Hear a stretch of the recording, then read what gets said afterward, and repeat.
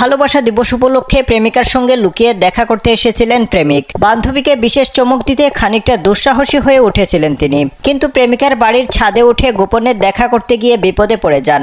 প্রেমিকার মা টের পেয়ে যান এই গোপন সাক্ষাতের কথা।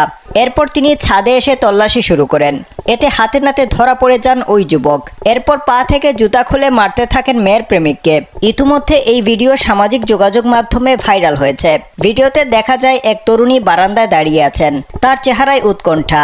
তার মা সন্দেহজনকভাবে চারপাশে কাউকে খুঁজছেন। কিছুক্ষণ পর তরুণীর মা ছাদে লুকিয়ে থাকা এক যুবককে দেখতে পান এবং দ্বিধা না করেই পায়ের জুতো খুলে মারতে শুরু করেন। এক পর্যায়ে ওই যুবক প্রেমিকার মায়ের হাত থেকে বাঁচতে দৌড়ে পালিয়ে যায়, কিন্তু মেয়েটি মায়ের হাত থেকে রেহাই পায়নি।